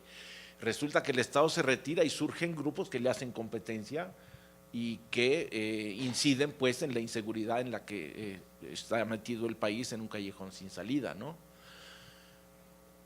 Otra pregunta, Sergio. Hola, pues muchas gracias, muchas felicidades. No, perdón. No, es que lo que iba yo a comentar, que es algo que comentó José Luis, por ejemplo, ahorita estoy haciendo una investigación sobre mercado y moral que me tiene muy entretenida, ¿no? Porque hay casos verdaderamente impresionantes. Esto que decía José Luis, fíjense, perdemos la confianza en el agua, ¿sí? Entonces surgen, esta es Bonafont, esta es Ciel, quién sabe cuántas más marcas de agua entrando en el mercado y vendiéndose justamente con las leyes del mercado, ¿no? Entonces, poco a poco nos vamos acercando más a este mercado brutal, ¿no? Pero eso es todo lo que quería decir. Por favor, perdone. Muchas gracias por la… Realmente me pareció muy interesante la forma en la que la doctora Polet integra el tema, que yo creo que es una reflexión y era un poco como el sentido del seminario de no dejar de hablar de estos temas sin empezar con el tema filosófico, el tema ético, el tema de la justicia, ¿no? Como que me parece que es un tema central. Y una pregunta, veo la propuesta que está en el ambiente, que yo coincido con José Luis muy totalmente en el tema del ingreso universal, pero detrás de esto un poco una pregunta ética, debate, es decir, ¿por qué confiar en ¿por qué confiar en el Estado? Hay un problema de pobreza, desigualdad, pero ¿por qué pensar justamente que de alguna manera al final tiene que ser el Estado, un Estado que, siguiendo la tradición histórica de muchos pensadores, pues y en la cual yo coincido, y no lo coincido desde un punto de vista solamente ideológico, sino práctico, cuando el Estado ha sido de alguna manera la causa misma del problema. Si hablamos de justicia, por ejemplo, si uno analiza el índice de Gini en México, es decir, y siguiendo lo que comentaba el compañero, o sea, México, no sé si sea alto o bajo, ¿no? Pero las tasas son más del 30, se recauda el 15, pero si sumamos Pemex es el 25, son 5 billones de pesos al año. Y el impacto, como platicábamos el martes, el impacto en términos de desigualdad es 0. Entonces, ¿por qué pensar?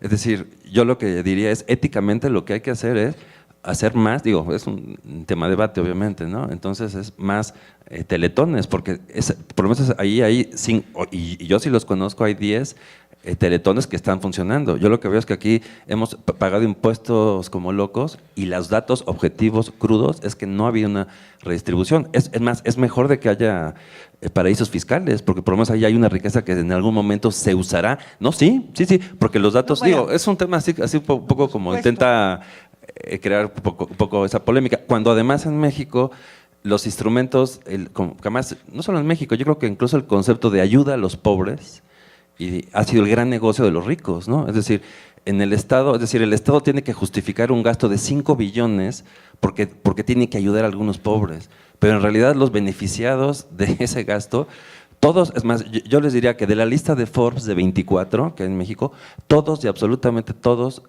han tenido alguna relación, o sea, los 24 que tienen más de $1,000 millones en México, todos absolutamente tienen una relación directa con el Estado. Carlos Slim, no hubiera podido hacerse esta fortuna, o sea, que es el hombre más rico del mundo, si no hubiera sido amigo de Salinas y si no le hubiera dado el Estado el monopolio del uso y una serie de instrumentos importantes. Tenemos los hijos casos tenemos de sobra. Y en realidad lo que hemos visto en México es que a partir que el Estado es un poquito más, está más acotado, incluso los índices a partir del año 97, y que ya el Estado, los abusos del Estado han estado más bajo control a partir del año 94-95, cuando se empieza a democratizar el país, los índices de Gini van por lo menos un poquito más a la baja. Es decir, las causas, en el caso de México, y yo creo que es algo que se puede generalizar en muchos casos, los casos de aumento de pobreza y aumento de desigualdad tienen que ver con digamos, con hechos activos del Estado. El último en México fue ni más ni menos el Fobaproa, los tesobonos, hechos contundentes del Estado que han generado, es decir, que fueron los causantes número uno. Entonces ahora decir, no, la solución es, pues vamos aumentando más impuestos, vamos a hacer más Estado, me suena, o sea, como que está un poco complicado, o sea, no está fácil de aceptar, como, digamos, como por la ciudadanía, y quizá por eso es una de las razones por las que en México la aceptación del sistema fiscal, que debería ser, como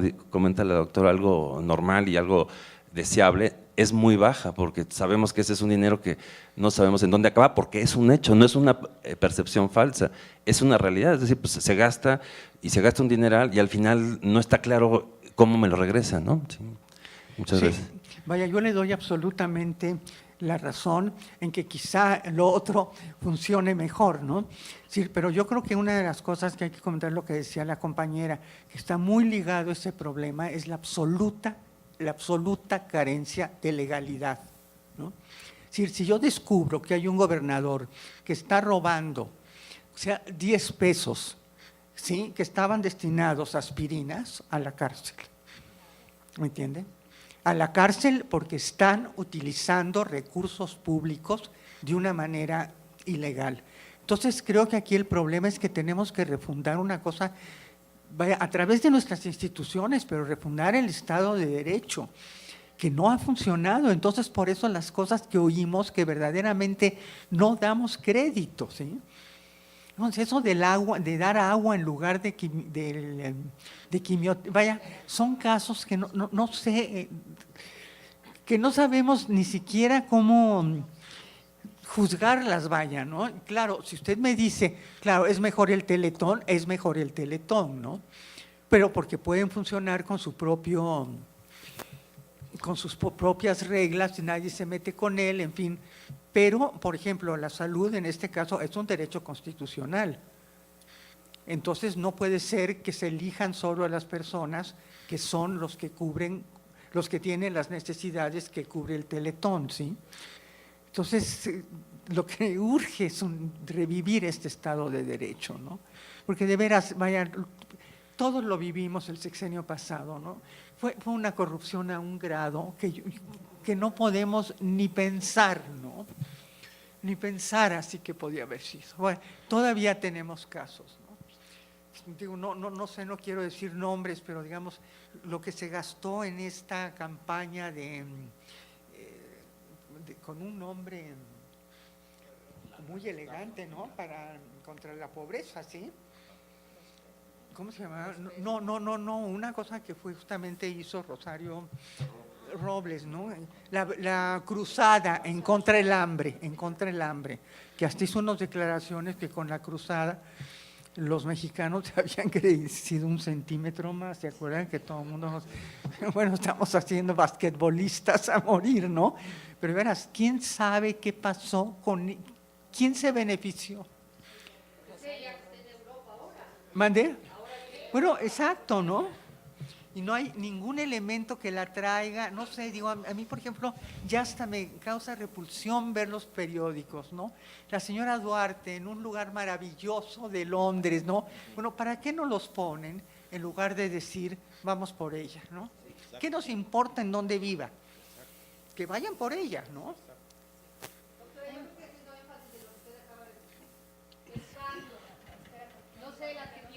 A ver, un momentito, por favor. Pero si le puedo yo llamar cucaracha, rata, lo que sea, con que se tome al primero, que se haya llevado las aspirinas, la medicina, ¿no? El dinero, con uno que empecemos, o que el Estado empiece a pescarlo, van a caer miles. El hecho es que hay que ir sobre de ellos.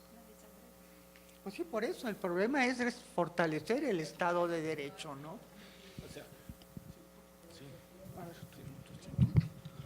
Yo creo que no podemos confundir políticos corruptos con Estado. Son cosas distintas, porque hay contraejemplos. En América Latina tenemos un contraejemplo. Ahora, lo que tiene que haber es una política pública decidida a adquirir recursos para la nación.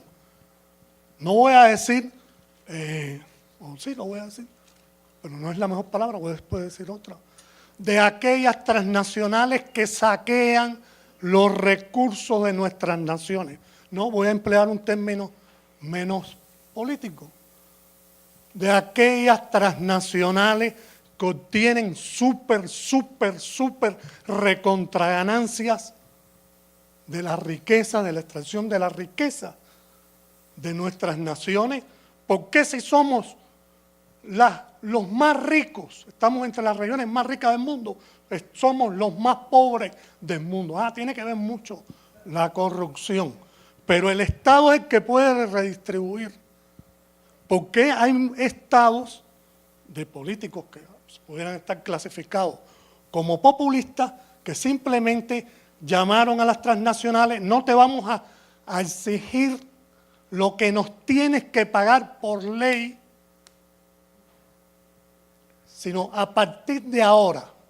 Y enseguida, exponencialmente, tuvieron recursos suficientes para los programas sociales. Hay ejemplos claros que las transnacionales siempre te van a tratar de dar la mala. Lo que pasó en Guatemala, que es un caso histórico, cuando Arbenz quiso nacionalizar las tierras que estaban sin cultivar, la United Fruit Company quiso pagar con el precio que el año anterior le había dado al Estado, que era mucho menor que el valor que tenían esas tierras.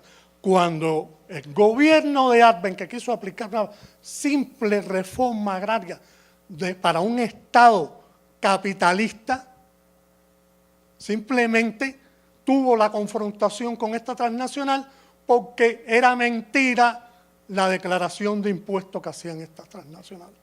Entonces, hay gobiernos de América Latina que simplemente con exigir lo que tienen que pagar por llevarse esa súper recontraganancia, obtienen recursos para sus programas asistenciales. No es tan difícil como es quererlo hacer. Claro, como decía Cintia, hace falta que sean instituciones verdaderamente, como decían la doctora y el otro panelista, que sean sí gente limpia, que sean instituciones que se apliquen.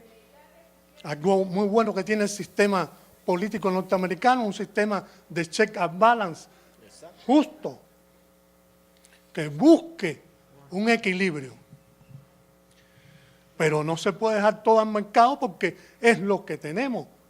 El Estado no quiere decir susto, ni estalinismo, ni socialismo. Estado es el que tiene una función determinada y entre ellas redistribuir las riquezas de la nación, de todos los mexicanos, de todos. Este país, mi patria adoptiva, no tiene que tener esa cantidad de pobres que tiene. Que si Conevat dice que un poquito menos, que si CEPAC dice que un poquito más. No tiene que haber 70 millones de pobres, ni 50, ni 20. Por favor, estamos en uno de los países más ricos del mundo. Lo que tiene que haber es dignidad, lo que tiene que haber es voluntad política para hacer las cosas. No es tan difícil. Difícil la tenía Castro. Es un estado que no tiene ni ríos para hacer luz eléctrica. Esa la tenía difícil. Sí, el problema de las compañías mineras canadienses que vienen a hacer a este país lo que no pueden hacer en su país, pues encuentra la complicidad de un Estado que les da todas, ¿no? Las de ganar sin el mínimo sentido de solidaridad, ¿no? Sí. Paulette. No creo que el Teletón sea mejor que el Estado. Es un punto de vista teórico, pero el Teletón es caridad, y caridad quiere decir que el que tiene el dinero puede elegir. Y el Estado es justicia, y entonces el Estado debe ocuparse, cuidar a los que debe cuidar. Es algo que me molesta bastante de decir que el Teletón es mejor que el Estado. quizás en... ¿Eh? No lo pienso. Ah, ok. Sí, porque además a los que el Teletón da algo deben decir gracias. Y esto no es justicia. No, lo que yo le decía justamente, que pueden hacer lo que se les pegue la gana, pero la salud está en la Constitución, es una obligación del Estado, ¿no? Sí, no, yo lo puse así un poco simplemente para hacer la comparación, porque ahí está toda la ideología justamente neoliberal. Mira, tú puedes dar lo que tú quieras, nadie te va a forzar, no te vas a ir a la cárcel si no lo haces, entonces esto es lo que sí funciona, ¿no? Tenemos una Constitución, ¿sí? Y la Constitución nos dice que el derecho a la salud, y además nos manda a una Ley General de Salud donde está más especificado cuáles son los derechos que tenemos, ¿sí? Entonces yo estoy absolutamente de acuerdo que vaya en contra de estas... Como decía yo al principio, no sé en qué momento, por ejemplo, la campaña de los impuestos son vergonzosas, ¿no? Es decir, es de plano un elemento coercitivo. ¿Por qué no hablan de participación ciudadana, de mejoras, ¿no? En lugar de decir, mira, si no haces esto te vas a la cárcel.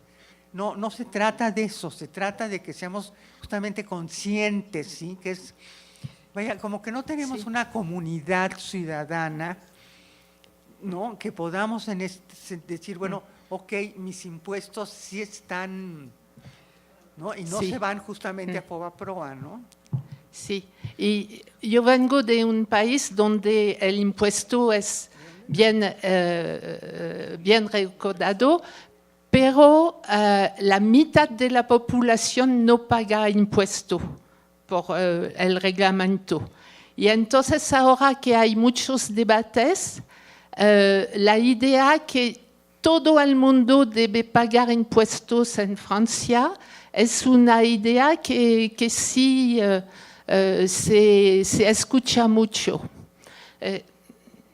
Y quería al nivel mundial, lo que me parece con todas las fundaciones de los ricos americanos es lo mismo, es algo, ellos, es-à-dire un hombre puede decidir de poner dinero en algo y esto los otros, todos los ciudadanos no pueden debatir sobre cuál es el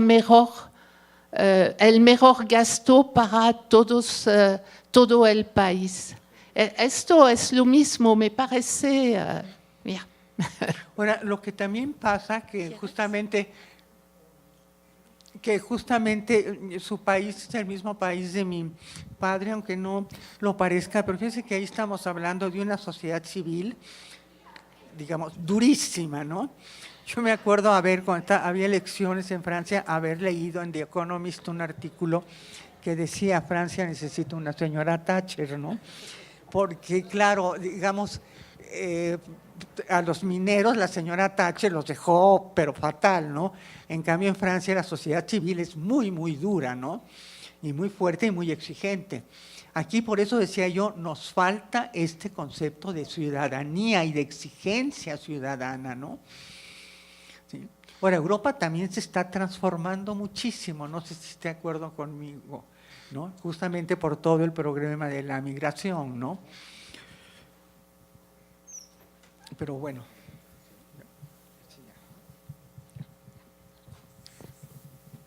Bueno, pues muchas gracias a todos. Creo que ha sido muy importante este ejercicio que hemos hecho insisto, para la reflexión y para seguir conociendo más estos temas.